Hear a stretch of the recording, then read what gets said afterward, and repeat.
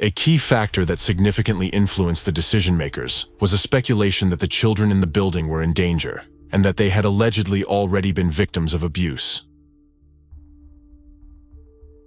These claims were fueled by the series of articles under the collective title, The Sinful Messiah, co-authored by Mark Bro and Rick Ross. Based on the belief formed under the influence of these anti-cultist narratives promoted in the media, the U.S. Attorney General decided that it was necessary to begin an operation to free the hostages and assault the building where Davidians and their children were located. The Bureau, time after time, asked Koresh for some evidence that the children were okay. We did not receive verification that the children were okay. We had concerns for the children. Their concern were the children. They had candy bars in their pockets to give out. Chocolate for the kids. Wow. The Davidians themselves had no idea that an attack was being planned against them. On the contrary, they believed they had made progress in the negotiations and that the ordeal they had been enduring would soon come to an end. They didn't know they had only one day left to live. Hello? Hello? No, honey, nobody's gonna come and kill you. They just come and kill me. No. Nobody's coming.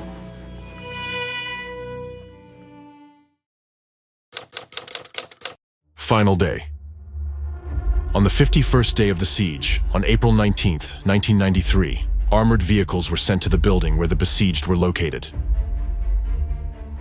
The vehicles began meticulously demolishing parts of the structure and releasing a special gas inside. The gas supplies a number of irritants to the nostrils, to the eyes, to the skin. Just touching to the skin can be extremely painful. You can have certain symptoms of nausea.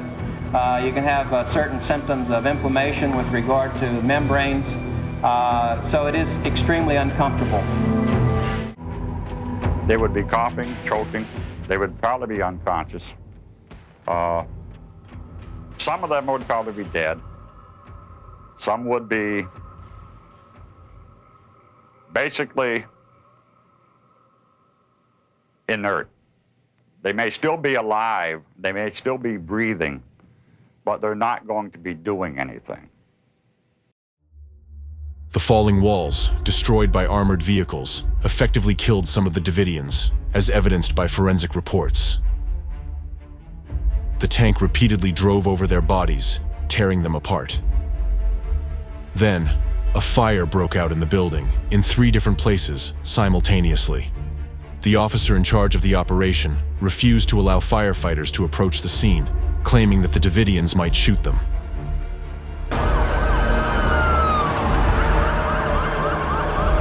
This looks like probably the fire chief and fire marshals, and we have, at this point, 2 fires.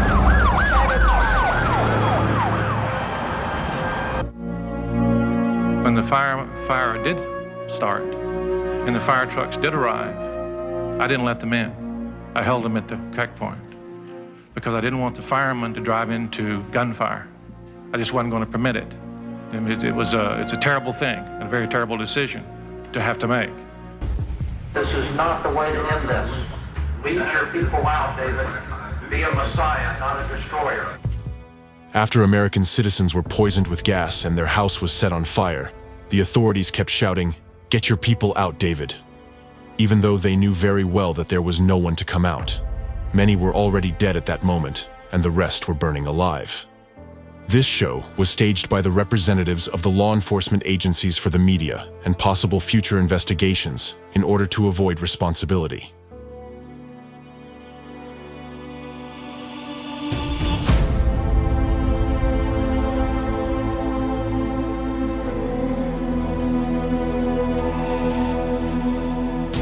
Mount Carmel burned to the ground.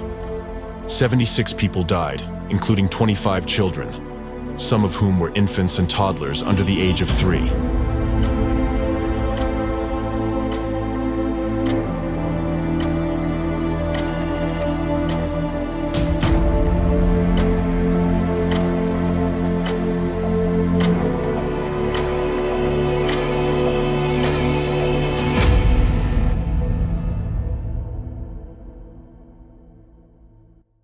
The organization leader, David Koresh, was found with a gunshot wound in his head. The causes of the fire remain undetermined to this day. Less than a month later, bulldozers destroyed the remnants of the burned buildings, which critics of the government regarded as an attempt to cover up the circumstances of people's deaths.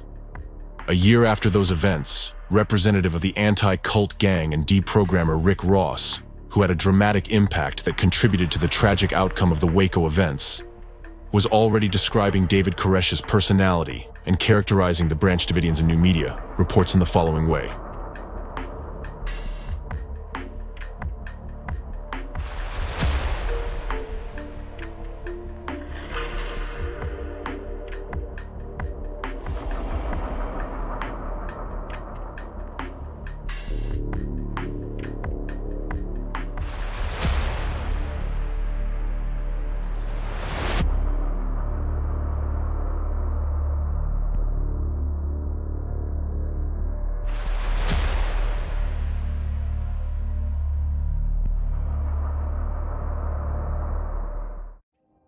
Even after the deaths of those people and their children, anti-cultists continued their smear campaign to demonize the Branch Davidians, aiming to cement the image of sinister cultists, psychopaths, and suicides in public consciousness. They used this horrific tragedy for their own ends, turning it into an informational terrorist act, essentially an act of intimidation for all other religious communities and a precedent for undermining public trust in law enforcement agencies of our country, which were supposed to guarantee lawfulness and order in society instead of causing mass deaths.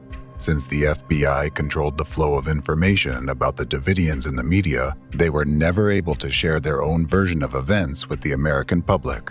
All Americans have seen in the media are images of the crazy David Koresh and the same repeated unsubstantiated accusations by anti-cultists. Dehumanization of the Davidians, combined with the anti-cultists' manipulative techniques, turned the American citizens into a faceless group of religious fanatics. Such media coverage of the events produced an illusory perception that the deaths of American citizens were not a ground for public protests against excessive force used against them. Therefore, until the very last moment, the entire country was silently observing the events in Waco as yet another reality show until those people and their children burned alive in the fire. Realization of what had happened started coming much later, and not to all observers of this terrorist attack organized by anti-cultists. Even now, in articles about those events, you might see the phrase, "About 80 cultists died," not people, not American citizens, but cultists. This terminology is used by anti-cultists and their supporters to ensure that the deaths of those people do not evoke sympathy or regret in you. It is meant to absolve you, as a society, of guilt for allowing this to happen, and for letting the actual perpetrators of this mass murder go unpunished.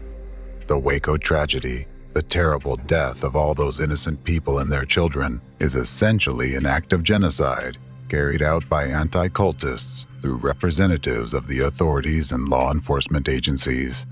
And in this case, those who committed it are no different from the Nazis during World War II. When someone's suspected of a crime, even if it's child abuse, even if it's capital murder, we give them a trial, a jury finds them guilty beyond a reasonable doubt before they go to sentencing, then a jury or a judge sentences them, and an appeals court makes sure the trial was conducted with due process. And then and only then do we kill them. We don't kill them first, like happened in Waco on April the 19th. Aftermath of the Waco tragedy. And I'll remind the American people one more time that during that entire time, those 6 hours, and indeed those 51 days, the FBI never fired one shot at the Davidians. David Koresh and the Davidians set fire to themselves and committed suicide. The government did not do that.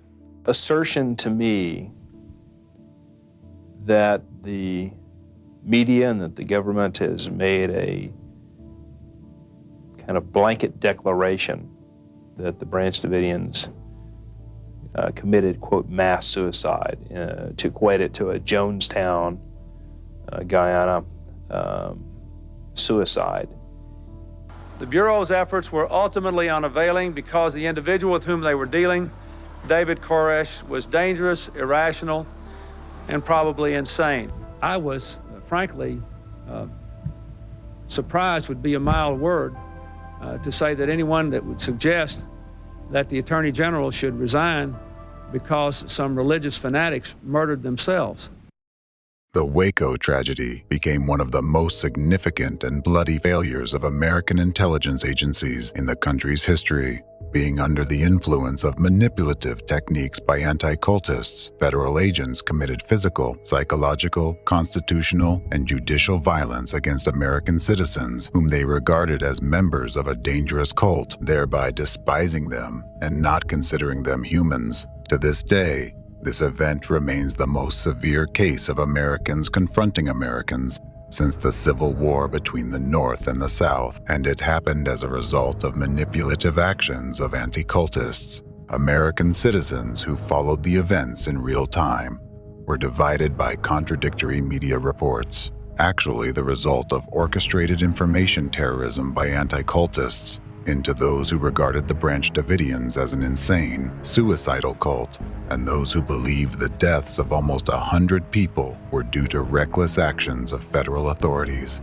However, the majority of the American public became angry at the FBI. Federal agents were seen as demons, uncontrollably killing peaceful citizens. Later on, among peaceful citizens there emerged avengers, that is, new terrorists created by the media's informational acts of terrorism, who were actually yet another victims of the anti-cultists. This eventually culminated in the Oklahoma City bombing. Oklahoma City bombing, April 19, 1995. On April 19, 1995, the second anniversary of the Waco events, an unknown individual drove up to the building housing the FBI and ATF headquarters. That day, the terrorist wore a t-shirt bearing the phrase shouted by Abraham Lincoln's assassin after he shot him, "Sic semper tyrannis." That's what always happens to tyrants. He parked his van in the underground garage directly beneath the building. A few minutes later, an explosion occurred with the force equivalent to a 3.0 magnitude earthquake. Half of the building collapsed, turning into a mass grave. The blast also damaged 324 buildings within a 16-block radius. The tragedy resulted in 168 deaths, including 19 children under the age of 6, and 680 people were injured. The perpetrator, Timothy McVeigh, was apprehended the same day. He explained his actions as revenge for Waco and Ruby Ridge. To this day, the Oklahoma City bombing remains the deadliest act of domestic terrorism in U.S. history.